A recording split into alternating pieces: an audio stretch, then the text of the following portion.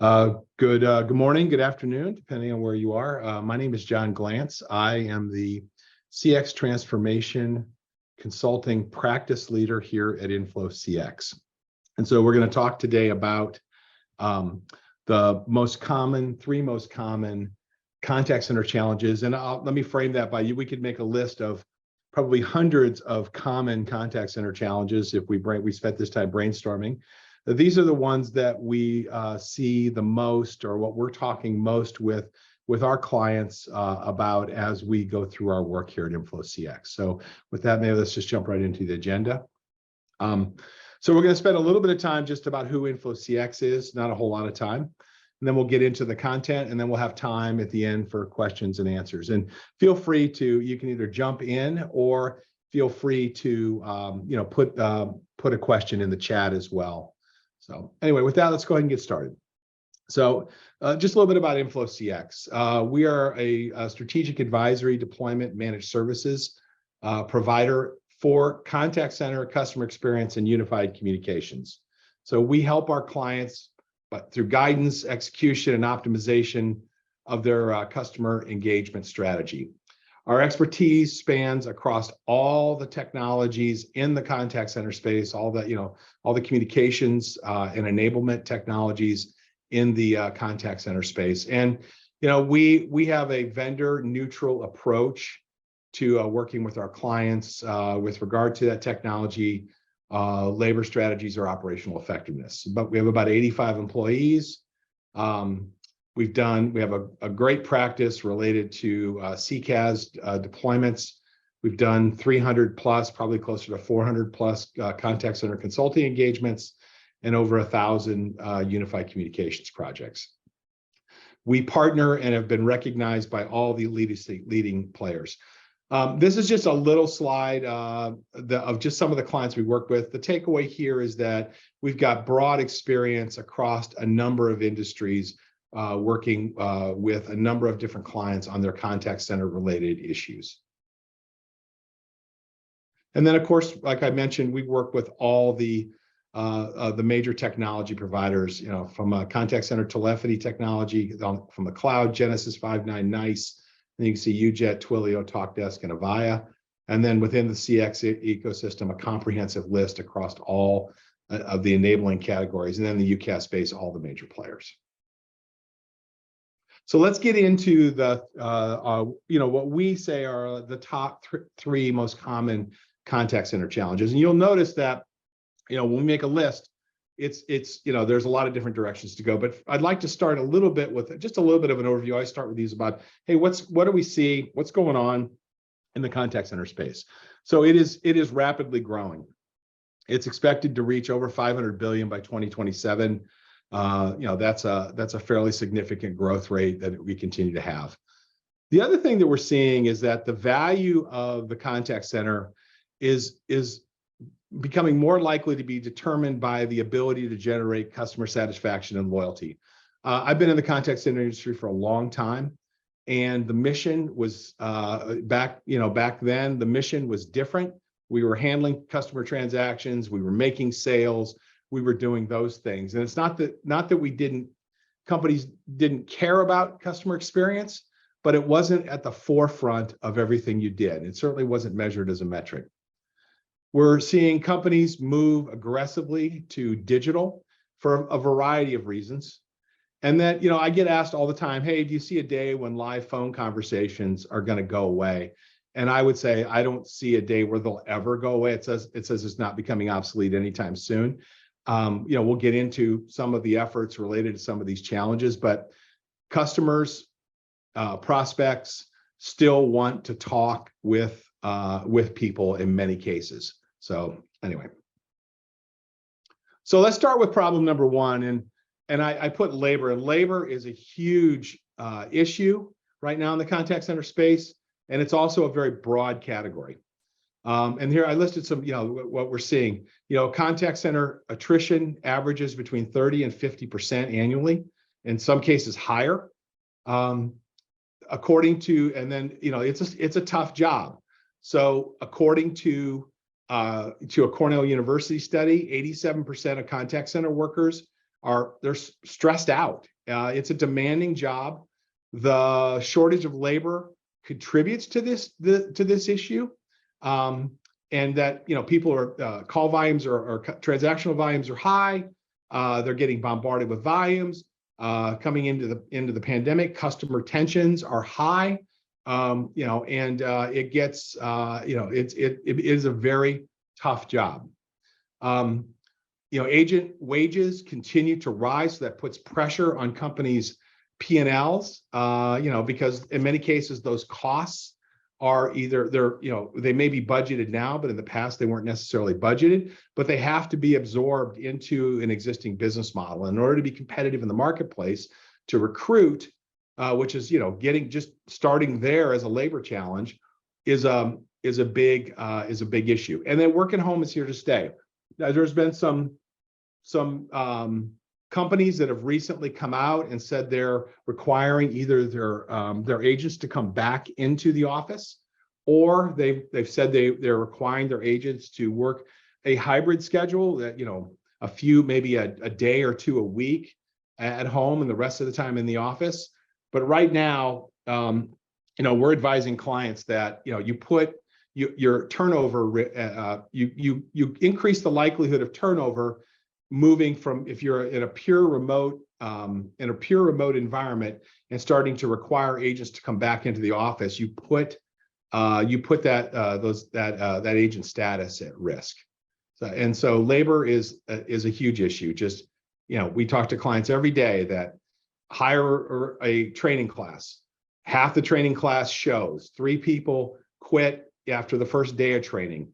Those types of things. Just attracting, onboarding, and supporting agents is a huge issue in the contact center space today, and not a big surprise. The second issue that we see is, customer expectations continue to rise. They're expecting to be not just serviced, but a whole host of other expectations. According to a Salesforce survey, 83% of customers expect to interact with an agent immediately, regardless of how they contact a company. So there's little tolerance for wait time. But we've seen an increase in hold time from 2021 to 2022. Again, connected to the labor shortage issues, availability of staffing, a whole host of other issues that have created unpredictability of volumes. All those things attribute to that problem. The other thing we've seen is that interaction complexity has increased dramatically since the pandemic. So customers are calling in or interacting about more complex topics, right? So they're moving in and it's requiring agents to be more nimble and more knowledgeable during those interactions. And we've seen a significant increase in the clients we work with and their issue escalations, which creates even more pressure on the system. And then, like I referenced earlier, automation has certainly increased. There's a huge, I talked about digital AI is a huge component that we're seeing people look into, virtual assistant, those types of technologies, chatbots, those, but it still seems like many customers still want human interaction. And we've even worked with clients where we've built we had a transactional issue that's a binary thing, like a balance lookup or something like that, where they'll get that through a self-service application on the IVR. And even though they get the information, it's 100% right, they still want to speak to an agent after that. So there's just some psychology right now, and maybe over a long-term basis that will improve, but it still seems like customers want some level of interaction to occur today. And then lastly, and I would say that a few years ago, this would have been maybe issue number 1, efficiency and effectiveness in contact center performance. So this is what we've seen a lot of, is that there's a lot of focus on siloed and one-off processes. And some of this is because of the cost pressures that are forcing companies to take a look at these things right now. We see challenges with accurate data and reporting. So the ability to get to the appropriate data in the contact center, to use it for database decision-making processes, those types of things. And as you know, there's a wealth of data available in the contact center space. It's the ability to access that data, both to conduct transactions, to make business decisions, and to influence other factors in the company is a real challenge for companies. And then, like I referenced earlier, those performance issues are directly related to these other challenges. So it seems like it would be, if we're going to talk about challenges, we at least ought to talk about solutions. And again, we could spend an entire half an hour or longer, talking about just the solutions alone to some of these issues. But I thought I'd reference some of these. So with labor issues, you can obviously just expand, get more workers, right? If you can, and if you're struggling with that in your existing contact center today, diversification of labor sources through outsourcing or things like that are things that we're seeing clients who maybe would have never considered it before, but are now considering it because they've not been able to crack the issue there. We're also seeing a huge focus on reducing the number of transactions that require agent assistance. So, a lot of focus on automation, right? So self-service to deflect, to flat out deflect calls, process simplification. So can I take something that today the agent is doing on their desktop, and can I automate that simple process to create more bandwidth within the agent team for transactional handling, or make it more efficient or effective transaction. A huge focus on digital. We're seeing lots of bot technology and virtual assistants being deployed and looked at right now. And then I talked about tools to improve agent effectiveness. So we talked about some of those customer tensions, and as a labor standpoint, these also are a key. Agent assist, so technologies, AI technologies that point agents to specific knowledge points so that they can handle a transaction or guide them through the calls. This helps your organization from a labor standpoint through it in a number of ways. It can accelerate the ramp to proficiency for new agents because you have the ability to do this. It provides quicker access to necessary information that shortens calls, but also improves customer experience. And it's a tool that I think also improves agent experience. And notes automation and things like that are also in play. And then lastly, and many of you may already be doing this, a lot of the clients we talk to are already doing this. They're evaluating their existing policies that may be causing agent tension. So, that's causing people to quit, to try and lower those attrition rates. So, can I increase scheduling flexibility? Can I, I talked about working remotely. Those types of things are traditional agent tensions that, maybe looking at your shift bid processes and coming up with ways that make it a little more agent friendly are things that lots of companies are doing right now. And then a whole host of rewards and things like that for referring, for tenure, for all those types of things. So from a customer expectation issue, I said many, and we talked about this, many customer experience issues are labor issues in disguise. So long wait times, inexperienced or poorly trained staff, difficulty accessing information, et cetera. And so, sometimes in many cases, addressing those issues really helps you improve your experience performance. The other thing I put seems obvious, but we talked with a lot of clients, and one of the first questions I ask them is, how do you measure experience today? And they talk about, and especially these clients are talking about, hey, we need to improve our customer experience. How do you measure experience today? And I honestly am surprised by the number of clients that don't really measure it or don't measure it in an accurate way. And there's a whole host of technologies and processes that you can use to measure customer experience, and a whole wealth of information on what's driving that negative experience. And then lastly, focus on experience across and within channels. So, again, back not even that long ago, 10 or so years ago, it was predominantly voice. Well, now today, you've got multiple channels available to you. There's been a huge focus on omni-channel and technologies that enable that omni-channel experience. And really focusing on that transition between those channels, and not just within a transaction, but I may come into a portal, I may exit the portal, I may go on a chat a couple days later. The ability to put those interactions together in a seamless way for customers is a great way to address, to basically improve that customer experience. And then lastly, with efficiency and effectiveness, we tell people just focus on the basics. What are the most important performance metrics in your environment? What are the ones that are causing the most tension? And we focus a lot with clients on really focusing on, all right, basic ones, service level, abandoned calls, getting those down. Those types of things are, key metrics that are a key driver of that influence a lot of these other issues that we talked about. And then, lastly, there's a tremendous amount of data available. In some cases, that's a big challenge in the contact center space, is basically getting access to all that data and giving it to the users of that data without creating yet another report that you have to distribute.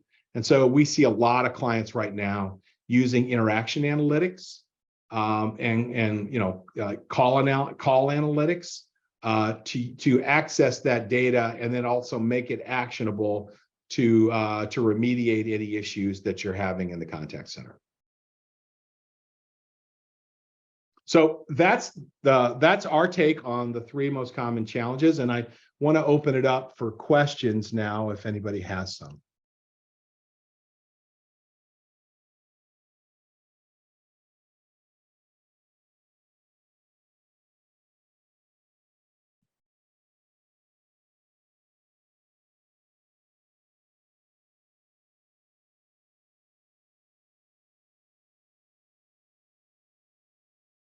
Okay, I'm not seeing any. So if no one has any questions, we can wrap it up. This is how you get in touch with us. And I think the takeaway is that we can help you with all those things, to help you solve those problems or come in and give you some guidance and advice on all those problems. So I hope everybody has a great day. And real quick, John. Yeah. Looks like we did have a question come in real quick. There it is. First question from Scott: How do you see the current economic conditions impacting these challenges? It's interesting. Coming through the pandemic, the current economic conditions definitely impacted, and it was driving a lot of the I talked about, customers or agents not showing up for, they had multitude of job opportunities. You had this booming economy. Now, it's too early to tell whether, with the economy tightening and a recession happening, whether we see those things changing.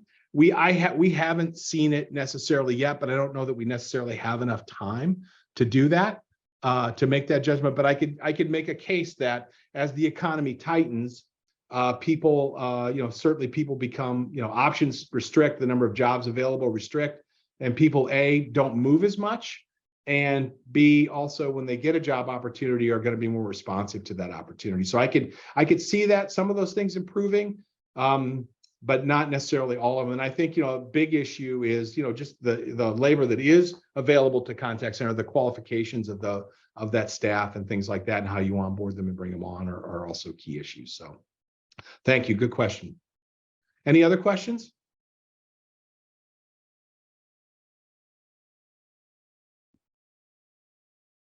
Okay, well, thank you very much. I hope everybody has a great day and is having a happy new year so far. Thank you very much.